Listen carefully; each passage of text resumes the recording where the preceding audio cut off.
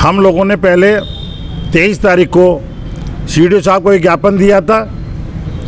ज्ञापन के माध्यम से जो ब्लॉकों में गड़बड़ हो रही है, जो ब्लॉकों में एडीओ पंचायत और सेक्रेटरी के द्वारा जो पिछले 5 महीने पहले प्रशासक नियुक्त हुए थे, उनके द्वारा जो कार्य कराए गए, उन कार्यों में ना तो गुणवत्ता है और साथ में मोटा भ्रष्टाचार करने का मामला सामने आया था।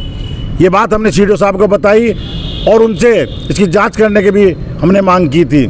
लेकिन परसों एक चैनल के माध्यम से पता चला कि सीडीओ साहब कह रहे हैं कि मेरे पास तो कोई ज्ञापन ही नहीं आया है। तो हम कहना चाहते हैं, इसका मतलब पूरा का पूरा सिस्टम ही भ्रष्टाचार में डूबा हुआ है कि हमारे पास रिसीविंग कॉपी है, सीडीओ साहब के यहाँ से रिसीविंग कॉपी है जो हम ज्ञापन दे के आए थे, और वो कह रहे हैं कि हमारे यहाँ ज्ञापन ही नहीं कोई पहुँचा। ये ज्ञापन किसने लिया था? सीडीओ साहब ने लिया था? सीडीओ साहब से बातचीत होकर उनके जो पीए हैं उन्हें ज्ञापन देने का काम करा था। उनसे पूरी बात होने के बाद रिसीविंग उनके पीए से ली थी हम लोगों ने। और साथ साथ हम कहना चाहते हैं, जो सेक्रेटरी लोग हैं ना तो वो गांव में जाने का काम करते, प्रधान को ही सारी जिम्मेदारी को निभानी पड़ती है, प्रधान को ही हर काम देखना पड़ता है। अभी वृक्षारोपण के लिए कल बहुत बड़ा अभियान चला पूरे प्रदेश पूरे देश में। जो ग्राम प्रधानों के यहाँ पौधे गए हैं, ज़्यादातर पौधे ऐसे हैं अगर आज लगा दिए जाए वो 4 दिन भी नहीं चलेंगे, उनका पैदा होना तो बहुत बड़ी बात है। तो हर तरीके से भ्रष्टाचार में डूबा हुआ है। ब्लॉक प्रधानों की कोई अहमियत नहीं है। आपने जो ज्ञापन दिया था किन मांगों को लेकर दिया था? हमने यही दिए थे जो प्रशासक के द्वारा मोटा कमीशन खाने का काम किया जा रहा है, और जितने भी काम पिछले 5 साल में नहीं हुए, प्रशासक बनने के बाद प्रशासकों ने 5 महीने में सारे काम कर दिखाए बड़ी तत्परता के साथ। तो हम जानना चाहते हैं कि 5 साल में क्यों काम नहीं किए गए, क्यों प्रधानों को उनका अधिकार नहीं दिया जाता।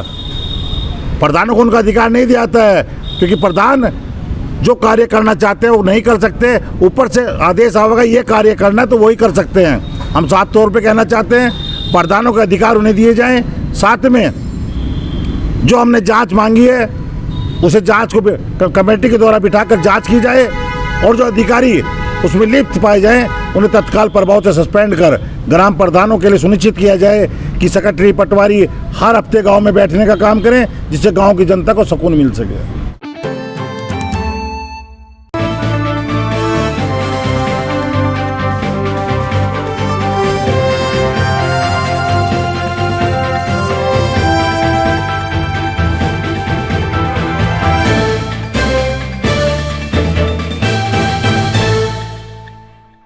माननीय उत्तर प्रदेश राज्य विधिक सेवा प्राधिकरण द्वारा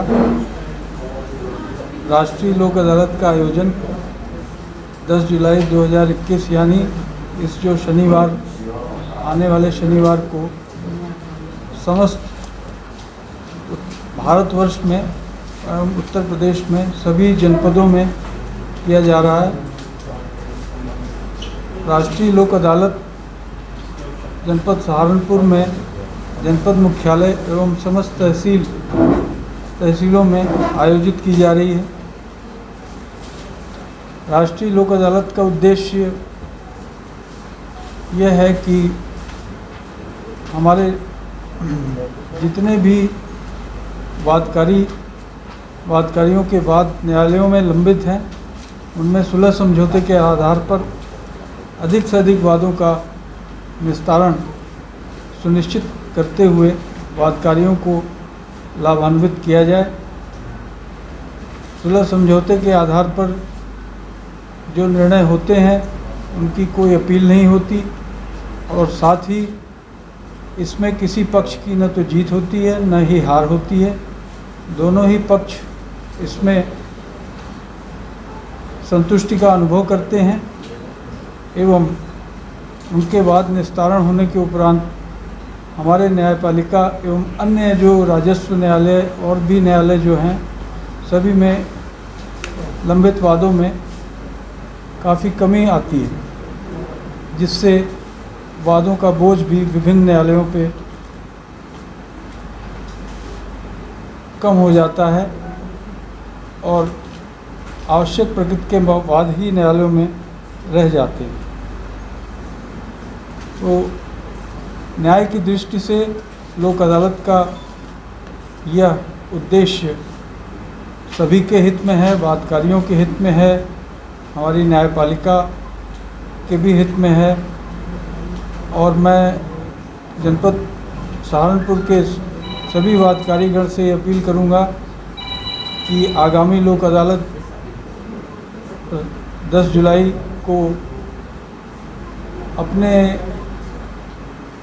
ऐसे वाद जिनमें सुलह समझौते के आधार पर वादों का निस्तारण हो सकता है, उसका अधिक से अधिक संख्या में वादों को निस्तारित कराएं।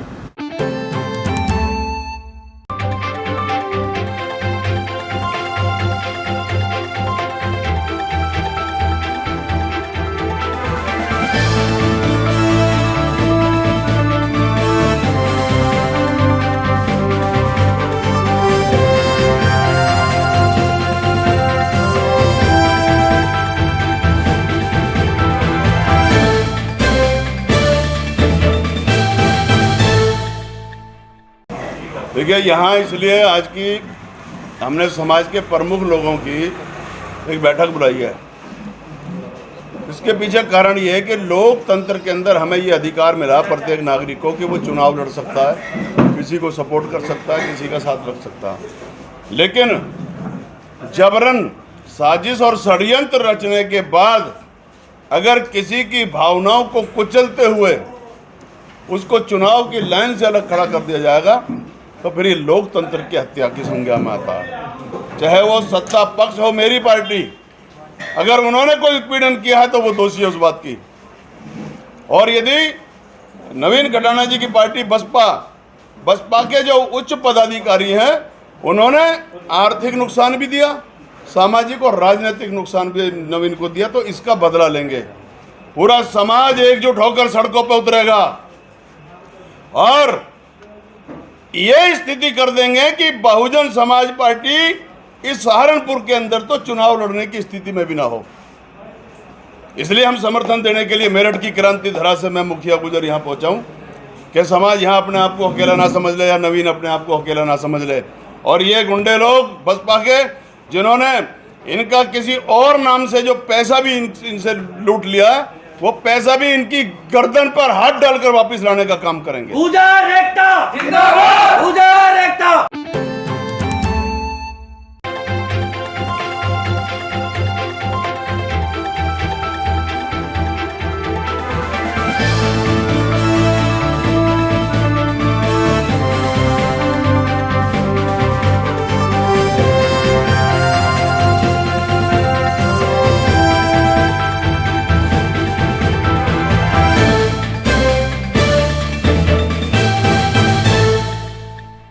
मैं बाल रोग विशेषज्ञ डॉक्टर वीरेंद्र भट्ट, जिला अस्पताल सहारनपुर।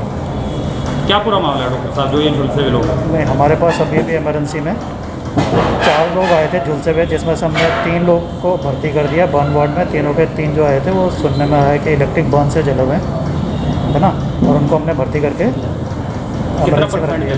तो वो 50 से 60%, उससे भी ज़्यादा मतलब भर्ती हैं। काफ़ी ये कृष्णाधाम कॉलोनी थाना सदर क्षेत्र के हैं। और हालत हमने एडमिट कर दिया, सीरियस है इसलिए एडमिट किया था। और हमने अभी सर्जन को अपना बुला दिया, वो देख के अभी इलाज चल रहा, उनका इलाज अभी चल रहा है हमारे यहाँ पे। मोहित कामरू। कहाँ के रहने वाले? वैसे तो हम कृष्णा धाम के हैं। ये पहले हमारा ही मकान था जिसमें रह रहे हैं। इन्होंने 1 साल पहले हमारा मकान लिया था और वैसे तो नॉर्मल था सब कुछ, यानी कि लाइट लूट सब सही थी। तो थोड़ा सा करंट आ गया था उसमें, पानी की जो टंकी है उसमें करंट आ गया था। उसे ठीक करने के लिए इलेक्ट्रीशियन बुलाए थे आज। अच्छा। और ठीक करने के लिए आए भी थे, तो ऊपर गए थे देखने के लिए जो सबसे ऊपर है लॉबी में। और वहाँ देखने के बाद यानी कि उन्होंने ठीक किया होगा जो भी थोड़ा बहुत था, तो अचानक यानी कि फॉल्ट हो गया, यानी कि ब्लास्ट हुआ सारे घर में। जो ऊपर का लिंटर भी था वो सब कुछ टूट गया। बाकी जो बराबर वाले हैं 2 मकान उनमें ब्लास्ट हो गया। जो बराबर वाले 2 मकान है ना उनमें ब्लास्ट हो गया सारे में। लाइट से टोटल ब्लास्ट हुआ है, कुछ सिलेंडर वगैरह फटा है, कुछ और नहीं, कुछ नहीं, सिलेंडर कुछ नहीं है यार। बाकी मैं तो ये कह रहा है नहीं कि ना तो 11,000 वाली लाइन का फॉल्ट है, क्योंकि अगर 11,000 की लाइन फॉल्ट करती तो जो बाकी की सारी कॉलोनी है उसमें फॉल्ट होता है। तो बाकी के 2-3 घर हैं जो जिनमें फॉल्ट हुआ है। तो बिजली से झुलसे हैं? हाँ, बिजली से तो झुलसे हैं ये। लगभग कितने लोग हैं जो झुलसे हैं टोटल? 4। 2 इलेक्ट्रीशियन हैं और एक ही है लड़का है जो मकान मालिक है, इनका फादर है।